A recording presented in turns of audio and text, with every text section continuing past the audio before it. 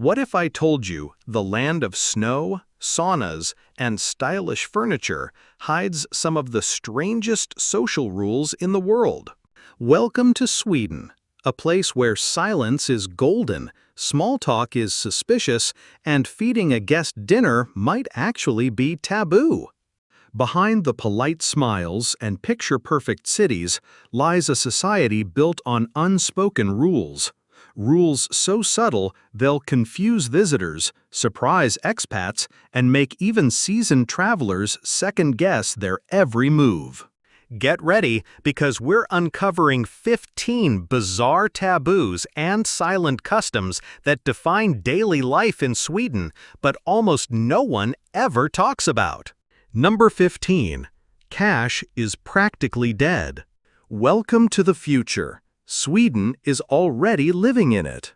More than 95% of transactions are digital. That 100 krona bill in your pocket might as well be a museum artifact. Even cafes in Stockholm post signs saying, "We do not accept cash." Instead, people use apps like Swish to pay for everything from coffee to gas to church donations. The central bank reports less than 1% of all purchases are made with paper money. And with Sweden testing its own national digital currency, the e-krona, they may become the first country to fully eliminate cash. But not everyone's thrilled. Many elderly Swedes fear being left behind. And critics warn that a power outage or internet crash could freeze the whole economy. Still, Sweden is forging ahead, wired and walletless. Number 14. Tipping? That's insulting. Tipping in Sweden isn't just unnecessary, it can actually offend. Why? Because workers here are paid fairly by law. Wages, unions, and rights are strong. So tipping might seem like you're implying they need extra help or didn't do their job right. A Dogs Nye Hater poll found that over 60% of Swedes don't expect tips, and 80% prefer you simply say thank you. Number 13. Lifelong partners, no rings required. Imagine this. You've been living with someone for 20 years. You share bills, raise kids, go on vacations, you're basically married. But legally, you're not. Welcome to the Swedish concept of sambo, a form of lifelong cohabitation that doesn't require marriage. And it's not just casual living together, it's a legally protected status.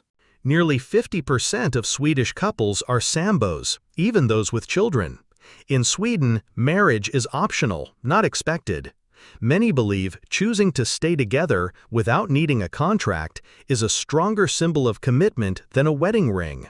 Swedish law even includes a Sambo Act that outlines rights for things like shared property, custody, inheritance, and healthcare access. Live together for 6 months with kids, you're a legal family. And here's the twist: no messy divorce. If you separate, you can simply become a Sambo with someone else. It's a system built on flexibility, mutual respect, and freedom of choice, not tradition. Number 12. Nudity isn't shocking. It's normal. In Sweden, being naked isn't taboo. It's just Tuesday. From lakeside saunas to urban nude beaches, public nudity is widely accepted and often encouraged. But it's not about being provocative. It's about body neutrality and freedom. Whether it's Ågesta Nude Beach near Stockholm or open-air saunas in forest parks, you'll find Swedes of all ages, yes, including entire families, relaxing without a shred of embarrassment. According to a 2022 Svenska Dagbladet survey, nearly 48% of Swedes have participated in some form of public body-positive activity, be it skinny dipping, sunbathing, or even outdoor yoga. In this culture, the body isn't sexualized by default. It's simply human. Children are taught from an early age to understand body privacy and boundaries through education, not shame. That might explain why UNICEF ranks Sweden as one of the top countries for children's emotional well-being. So don't be surprised if you stumble upon a sauna full of naked strangers chatting like it's nothing. In Sweden, it really is. Number 11. Kids aren't bossed around, they're respected. In Sweden, children aren't treated as miniature adults or passive rule followers. They're seen as people with emotions, boundaries, and a right to be heard. Here, it's perfectly normal for a child to say no to food, to refuse a hug, or to object to something that makes them uncomfortable. It's not rudeness, it's part of teaching them how to set boundaries and trust their instincts. Swedish law backs this mindset completely. In fact, Chapter 5, Article 11 of their child protection laws guarantees every child the right to express their views in matters that affect them. And since 1979, Sweden became the first country in the world to ban all forms of physical punishment, including spanking, setting a global precedent. But this isn't a free-for-all. Children aren't given unchecked power.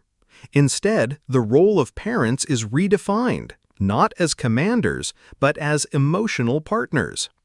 Parents are encouraged to discuss, explain, and involve kids in decision-making, rather than bark orders or use fear-based discipline. According to Uppsala University research, this approach leads to children who are more confident, emotionally aware, and capable of building healthy relationships later in life. No yelling, no punishments without explanation, and definitely no shaming. Ask a Swedish child how they feel, and you might be surprised when they ask you the same in return. That's the foundation of the empathy and equality Sweden holds dear. It's no surprise UNICEF consistently ranks Sweden among the best places on earth to raise children. Number 10. Street dancing can get you in trouble. Picture this. You're in a European plaza. Music's playing, friends are dancing, and the vibe is pure joy. In Paris or Berlin, that's normal. But in Sweden, that spontaneous dance party might be illegal. Thanks to a strange and long-standing law from the 1930s, dancing in public without a permit is technically banned. Known as the Dance Permit Law, it was originally intended to control public gatherings, but it stuck around far longer than expected. In the 1990s, Swedish nightclubs were actually fined, not for noise, not for drinking, but simply for allowing people to dance without a separate dance license. Even if the venue was legally open and serving food, dancing without a permit crossed the line.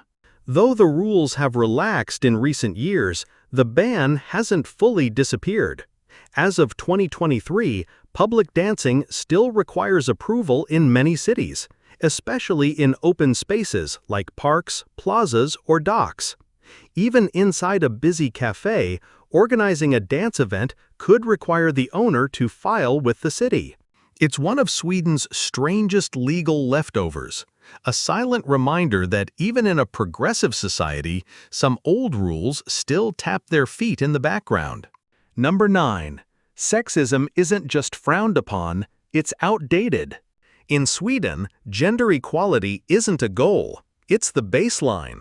Ranked #5 globally and #1 in Europe for gender parity by the 2023 World Economic Forum, Sweden leads the way with over 43% of leadership roles held by women.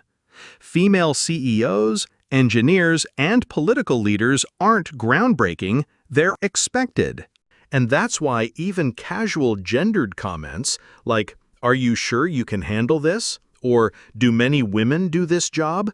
can come across as not just rude, but ignorant. Here, gender is intentionally removed from everyday language.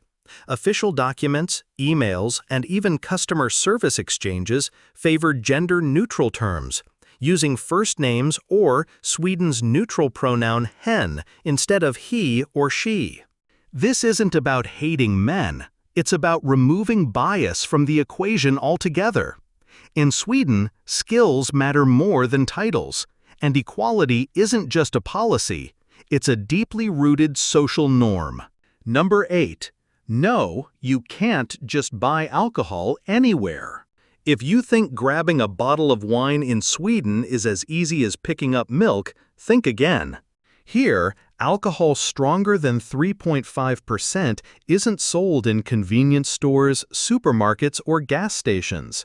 Instead, it's only available at a government-run chain called Systembolaget, and this isn't your typical liquor store. There are no discounts, no flashy displays, and definitely no late-night booze runs. It's more like a pharmacy for alcohol, sterile, quiet, and very controlled. To buy anything above a beer, you must be at least 20 years old, show ID, and follow strict hours. 10 a.m. to 6 p.m. on weekdays. 1 p.m. to 1 p.m. on Saturdays. Closed on Sundays and holidays. This system has existed since 1955, designed not for convenience, but for public health. And it works. According to the World Health Organization, Sweden consumes 8.2 liters of pure alcohol per person per year, compared to 9.8 liters in the US and 10.6 in Germany. Fewer car accidents, lower domestic violence rates, and a society that treats alcohol not as a right, but as a responsibility. Number 7. Big romantic gestures? Big mistake. If you're planning to win a Swede's heart with roses, serenades, or love-at-first-sight speeches, pump the brakes. In Sweden, romance is subtle, slow, and deeply private. Grand gestures, like surprise gifts, public confessions, or saying "I love you" too early, aren't seen as sweet. They're often viewed as emotionally excessive, even awkward. Personal space is sacred, even in love. According to Statista Central Byron, over 50% of Swedes believe public displays of affection are disrespectful. Holding hands, kissing, or hugging in public can feel intrusive, not intimate. Here, love doesn't start with fireworks. It starts with quiet fika dates, casual texting, and cautious unspoken connection. You could date someone 10 times and still not be considered a boyfriend or girlfriend. In Sweden, love isn't shouted, it's whispered. The taboo isn't romance itself. It's romance that feels too fast, too needy, or, worst of all, too American. Number 6. Never act like you're better than anyone. In Sweden, modesty isn't just polite, it's a deeply embedded social rule. And breaking it, that's taboo. This unwritten code is called jantelagen, or the law of Jante. It isn't a legal rule, but it shapes everything, from how people talk about success to how they write their resumes. The core idea? Don't think you're better than anyone else. Have a six-figure salary? Great, but don't bring it up. Top of your class? Keep it to yourself. Even online, Swedes avoid anything that looks like showing off. A 2022 Stockholm University survey found that over 78% of Swedes find public self-praise annoying, and a study by the Swedish Institute for Future Studies revealed that many international students feel held back, afraid that confidence will be mistaken for arrogance. It's the complete opposite of countries like the US or UK, where self-promotion is part of success. In Sweden, the more humble you are, the more respected you'll be. So if you want to fit in, speak softly, act modestly, and let your actions speak louder than your words. Number 5. Working late? That's a red flag. In most countries, staying late at the office signals commitment. In Sweden, it raises eyebrows. While the official work week is 40 hours, many Swedish companies, especially in the public sector, adhere to 37.5 hours per week, or even less. Some employers in Gothenburg have experimented with 6-hour workdays, and the results? Higher productivity, less stress, and happier employees. Here, leaving work on time isn't lazy, it's smart. According to Eurostat, 95% of Swedes clock out by 5 p.m. And if you consistently work overtime, you won't earn admiration. You'll get strange looks. People might wonder, do you lack time management? Are you overcompensating? Lagom, the Swedish philosophy of just the right amount, applies to work too. Because here, success isn't measured in hours, it's measured in balance. Number 4. Places you shouldn't visit in Sweden. Sweden may have the image of a perfect Nordic utopia, but not all of it is postcard perfect. Across major cities like Stockholm, Gothenburg, and Malmö, there are zones known as utsatta områden, vulnerable areas officially flagged by Swedish police where crime is high and law enforcement presence is limited. As of 2024, nearly 60 such zones exist. These aren't just rough neighborhoods, they're places where organized gangs exert control. Surveillance cameras monitor movement, and even police hesitate to intervene after dark. Neighborhoods like Rinkeby in Stockholm, Rosengård in Malmö, and Biskopsgården in Gothenburg are frequently cited in national security reports. In some areas, local residents manage access points, install private barricades, and operate like communities within a state.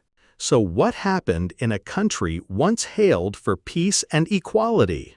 Security analysts point to a mix of open immigration policies, failed integration efforts, and economic segregation, leading to social rifts. The result? Parallel societies where native Swedes avoid and second-generation immigrants feel abandoned. It's a complex, sensitive issue, but one that shatters the illusion that all of Sweden is a safe, seamless paradise. Number 3. Never expect a dinner invite. Imagine visiting a friend's home, and when dinner time comes, they go off to eat and leave you sitting in the other room. No invite, no snack, not even a sorry. Sounds cold? In Sweden, this is perfectly normal. This strange custom first made waves on social media, sparking global outrage. But in Swedish culture, not inviting guests to dinner, especially unplanned, is about respecting independence and boundaries, not being rude. The belief is simple. If I feed you, you may feel obligated. That's seen as unfair. True respect means not creating pressure or emotional debt.